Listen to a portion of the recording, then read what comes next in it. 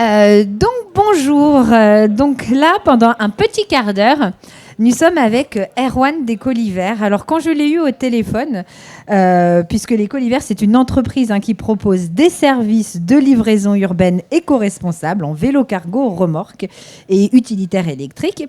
Quand je l'ai eu au téléphone pour lui proposer de participer à une table ronde, il m'a dit oui, ok, pas de souci. Mais moi, j'aimerais bien raconter l'envolée des vélos cargo en France.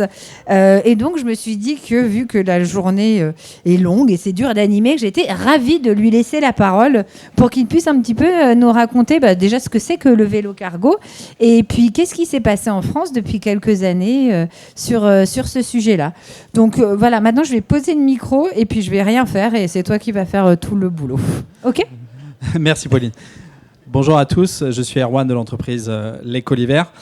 Dans l'idée, déjà, ça serait de dire qu'est-ce qu'un vélo cargo, puisque tout le monde ne le sait pas forcément. Un vélo cargo, en fait, permet de transporter soit des objets très lourds, soit des objets très volumineux, donc souvent équipés. Donc ça peut être un biporteur, ça peut être un triporteur, ça peut être un vélo cargo aussi biporteur accompagné d'une remorque pour du transport de marchandises ou du transport de palettes, par exemple. Mais surtout en termes d'usage. Donc c'est intéressant de voir aussi que ces triporteurs, dans les années 30, on en voyait déjà dans toutes les rues finalement. On livrait du lait, on approvisionnait les restaurants à triporteurs, tout se passait beaucoup à triporteurs. Donc on revient en fait à des usages un petit peu d'antan, j'aurais tendance à dire, pour en faire pour des usages plus personnels ou professionnels. Donc quand on parle de vélo cargo et de l'évolution, donc on l'a vu à Clermont, cette évolution-là, où quand on a créé l'entreprise il y a maintenant 4 ans, vous sortiez un vélo cargo à Clermont avec une remorque, on vous regardait très bizarrement. Un peu en mode extraterrestre. Voilà, j'aurais tendance à dire. Qu'est-ce qui leur a pris au-delà de vouloir sortir à vélo cargo? On aimait un petit peu ce genre de réflexion et on en serait encore. Dans l'idée, beaucoup d'évolution en termes d'usage personnel. Donc, c'est-à-dire soit pour aller au travail, soit pour emmener par exemple les enfants à vélo à l'école. Donc du domicile à l'école pour 1, 2, 3 enfants. Mais il y a encore pas longtemps, j'ai vu dans une émission, on arrive aujourd'hui, il y a un type de vélo cargo où on arrive à embarquer jusqu'à 8 enfants dans le vélo. Donc là, c'était un reportage et c'était les animatrices périscolaires. Donc là, il y avait 8 vélos cargo qui partaient ensemble de l'école. Donc les animes, ça leur plaisait, les enfants, ça leur plaisait, mais vraiment à 200%. Et ils les emmenaient de la salle polyvalente au sport, à l'école. Voilà, et c'est très très chouette. Donc là, on est plutôt sur de l'usage personnel et de l'usage scolaire, mais aussi de l'usage de plus en plus professionnel. Donc là, en fait, en usage professionnel, on avait vu déjà depuis 7-8 ans beaucoup de ce qu'on appelle d'entreprises de logistique urbaine qui se montent à vélo. Donc on parle beaucoup de cyclo-logisticiens dans l'idée, donc le dernier kilomètre en véhicule décarboné, en l'occurrence en vélo cargo pour notre part.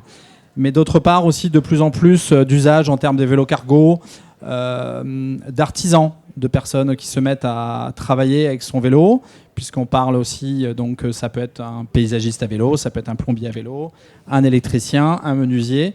Et en fait, toutes ces personnes-là aussi ont fait le choix, j'ai tendance à dire, de changer leurs habitudes. Donc, par exemple, un menuisier qui a une cuisine à poser, il va se faire livrer les modules de cuisine, les meubles de cuisine chez le client, au lieu d'aller avec son camion chercher la cuisine chez Conforama. Moi, je voulais pas citer de marque, c'était un exemple, mais voilà dans l'idée. Et au moins voilà, mais ça change les habitudes. En tout cas, c'est ça. Mais l'idée principale, c'est surtout, on gagne énormément de temps à travailler à vélo. Voilà. Et alors, une petite question, comment, parce que tu dis qu'il y a 4 ans, personne n'utilisait, que c'était un peu hors norme, comment est-ce qu'elle est venue, cette idée comment est-ce qu'un jour on se dit, tiens, je vais lancer un business de livraison en vélo cargo à Clermont? Sacrée idée. Non, dans l'idée, voilà, on avait déjà vu avec Alban, mon associé, que dans toutes les grandes villes, dans toutes les grandes métropoles, dans toutes les grandes villes de France, il y avait déjà des solutions voilà, de logistique urbaine qui s'était lancée. Dans les pays aussi anglo-saxons, c'est très développé. Donc dans les pays nordiques, dans les pays au Canada, c'est déjà très très avancé. La logistique, circuler à vélo, faire des déménagements à vélo, livrer des gros volumes à vélo, c'était dans certains pays, il faut savoir que ça date vraiment de plusieurs années. Et à Clermont, en fait, surtout, c'est qu'il n'y avait aucune solution dans le domaine. Donc on s'est dit, autant offrir aux entreprises et aux Clermontois la possibilité de se faire livrer à vélo. Très bien. Et alors, d'un point de vue complètement pratico-pratique, parce que c'est vrai qu'on va avoir des conférences sur les professionnels en vélo cargo ou à vélo, mais finalement, pour le citoyen lambda, si on veut investir dans un vélo cargo pour un usage, je sais pas, mettre des enfants dedans, pourquoi pas.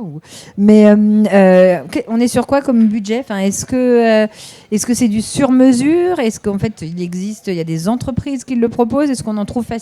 Comment ça marche? Alors, il y a des vélos qui sont déjà fabriqués en série, qui existent. Donc, il y a 4-5 ans, c'était encore... on n'était pas sorti de petite série, mais il y a encore quelques plâtres à essuyer. Parce que nous, les vélos qu'on a achetés il y a 4 ans, on a parfois des petits soucis, mais qui ont évolué depuis chez ces constructeurs. Après, un vélo cargo, donc traditionnel, à la force des jambes, comme un vélo classique, il faut compter à peu près 2500 €, 3000 €. Et un vélo assistance électrique, il faut compter pas moins de 5000 €. Voilà. Voire un peu plus, si besoin. Et on va loin avec un vélo cargo assistance électrique ou est-ce que c'est comme un smartphone, on doit le recharger plusieurs fois dans la journée ou ça tient? Ça tient. Non, dans l'idée, nous on a une charge en termes d'autonomie, on a une charge qui nous permet de faire 100 km à vide. Donc en fait, 100 km à vide, c'est toujours une charge théorique de constructeur sur du poids. Sur du plat, sans poids, voilà, et sans rien transporter. Donc ça reste une charge théorique.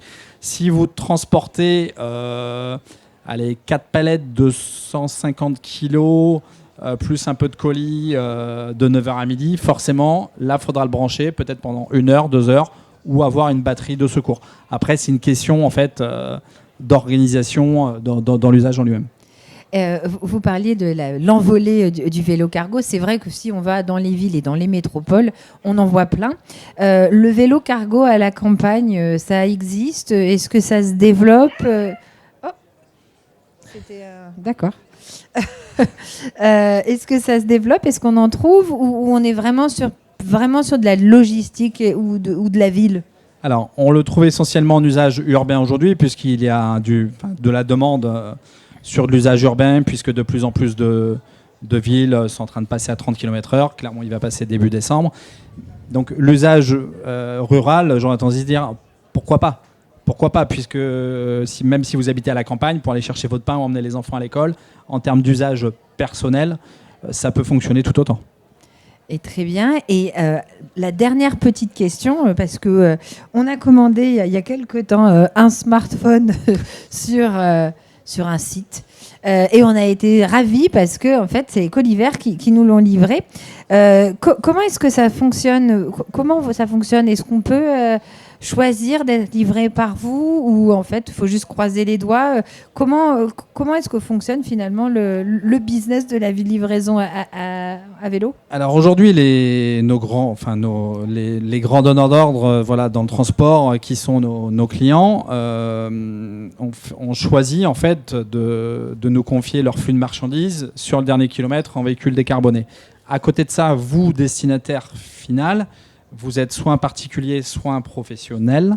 Et aujourd'hui, vous n'avez pas encore la possibilité, ça viendra un jour et on l'espère fortement, que de commander par exemple du e-commerce ou pour un usage de la fourniture ou autre, et de pouvoir dire je souhaite une livraison verte de bout en bout.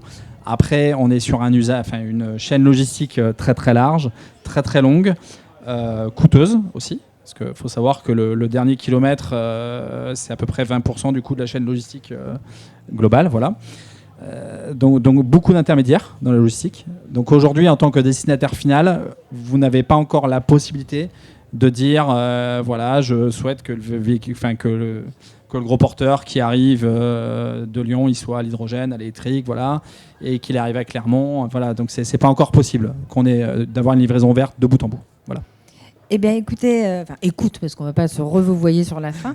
Merci beaucoup pour cette histoire de l'envolée du vélo cargo en France et à Clermont. Donc, bon, tu es en tenue vert fluo, et on peut te retrouver sur le stand. Donc, les personnes qui ont envie d'en savoir plus sur ton entreprise, sur ta démarche et la philosophie qu'il y a derrière, tu es disponible toute l'après-midi. Merci beaucoup. Avec plaisir, on est à votre disposition. Merci Pauline.